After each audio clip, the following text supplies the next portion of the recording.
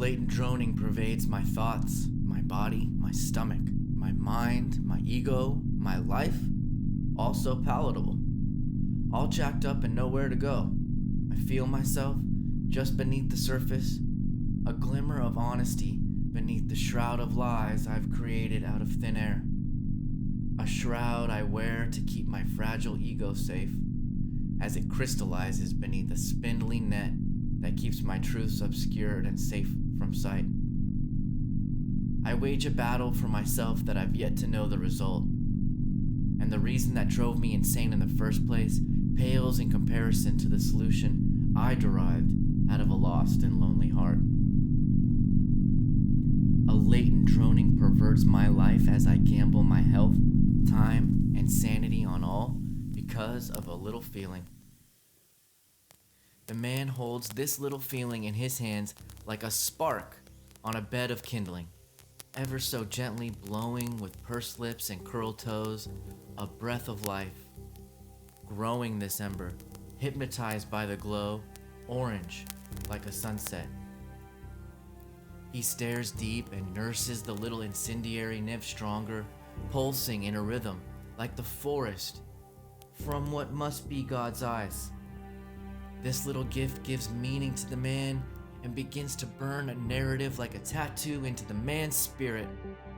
Breathing again, pushing his hopes and dreams into the infantile beacon he nurtures. He sees visions and hallucinates futures that only this little spark can give him. He rests his faith on this little pyre because he knows that it has always been futile. It's always been cruel. The fire would always burn his skin as he held it. It would burn his bones as he prayed for it.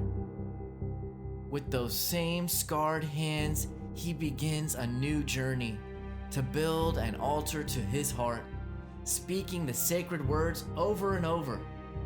In his subconscious mind, he invokes a spell that will bring life to the little droplet of light, which he so cautiously embraces. Like a warlock, he invokes ancient words and puppets a primal dance of survival. He discards his clothes and frolics like a deer, naked in the night, all to raise life to the little fire he hoards.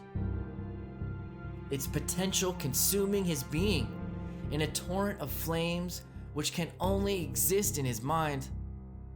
His heart tight with hopes which have become everything.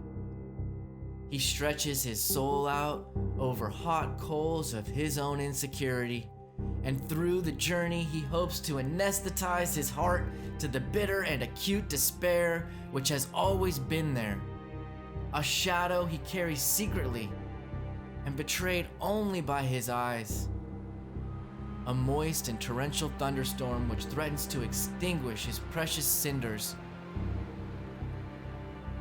This fear of losing the fire and it being snuffed out for good drives the man insane. He forgoes materialism and finds spirituality. He finds a God in its brilliance. So he continues to blow with a repetitive beat, his lungs filled with reverence and humility. His dedication is rewarded, and the spark spasms to life with vigor, and his little heart turns to glass and shatters. The man knows deep inside that just holding the fire is a crime. So deep, deep into the forest he steps, hidden by the darkness of the night. The air humid and heavy with a coming storm, he holds his little tangerine gem in secure and strong hands. He arches his back and brings his arms into his chest close, as if to give his last reserves of heat to nourish this phosphorescent seed. Germinating the warm glow with his will and skill as a witch and devout worshiper of the dark arts. The arts which are so felonious in his terror-filled forest. The magician ventures deeper. The ember gleams with light, paving his way on a path into a damp and swampy forest floor. He trudges through the muck of his own experience, a bog filled with his monumental failures to try, making the experience unique as the pain of freezing weighs ever present in his mind, an aftertaste which he decides his whole life upon. The naked, cold, and wet man keeps going despite the urges which compel him to save himself through some kind of violence of action. He persists and breathes out and into the molten shard, like a servant to his obsession. Diligent, stoic, the man goes on, feeding his dreams, hopes, and life force to this little flame, keeping it safe from the dark shadow of the churning rainstorm. The storm clouds swirl and mix into a grayscale tapestry, giving the man a sense of certain finality. He quickens his gait, stepping deeper and deeper into the safety of the forest and its creepies. He pauses to tend to his hope, making the ceremonious bows as once more he exhales his everything into the light. It swells, warming his face for the first time, and his faith grows stronger. The cliffs above despair climb ever higher. In his mind's eye, he peers down this chasm of what's to come, and he ignores it. His movements like a solemn march to a brassy dirge. The sky screams with bolts of cautionary signs, turn back, and never come again. The poor man pushes ahead, foot after foot, his ears deaf to the sounds and his eyes blind to the signs. His stubborn march beats on. The man looks around for landmarks, something to aid him in his descent into madness. A sign, a hint, something to validate the man's confidence. He sees nothing, and the light from civilization has been smothered by the embrace of the forest, a cold sarcophagus that envelops him and his journey. The conjurer, ember in hands, moves ever deeper into the wildwood. His incantations grow more and more regular, and the growing slag in his hands lights the way, like an anglerfish in the depths of a black and desolate sea.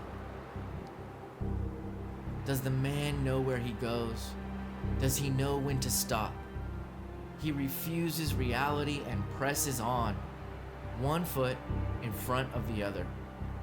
The sounds of squishing with each pull of the foot out of the muck, and each press of his bare foot back down and into the slime, being accepted by the filth, like the night and the forest who absorb the man into their ether of nothingness.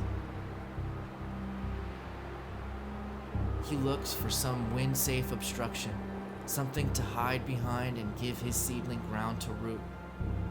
The sky rumbles with pangs of fertility, and the man knows the challenges ahead grow far more intense before the dawn breaks above him. And so begins his ritual. The man plants his little star in a nest of kindling made from the dry bones of his own chest, removed and parched under a desperate sun. The man pours rites over his living, burning, hot fleck of coal, invoking the unholy matrons of his faith, writhing and twisting with an orgasmic dance, full with spasms of addiction, desire, lust, and longing. A hedonistic expression of all the suffering the man has endured. Decades of hiding this truth have made the man emaciated in spirit and sinewy in physique. But for one night, this night, the man walks naked and free through a mosaic of what once made him paralyzed with fear. He feels every cell in his being vibrate. He feels the pressure under his skin as his heart beats with futility against the weight of the inevitable. He is alive. He is alive, and the violence of the universe plucks at his strings like the puppet master. He feels he is traveling through the emptiness of space on a photon-filled sail, filled with the chaos of history. He knows he is violently alive with a pain that keeps him accountable and present to the task at hand. His spark and ember have grown out of his love, and now where he once carried a small patchwork of light, a roaring fire rages, in defiance of the sky and the shadows and the terrors that surround him. The forest is engorged with light and tears at the seams around the leaves of every tree.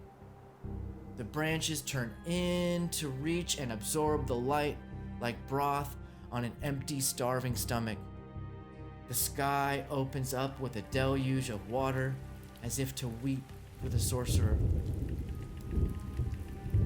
The dread that has lingered in the air of every moment in the man's journey has now come to fruition.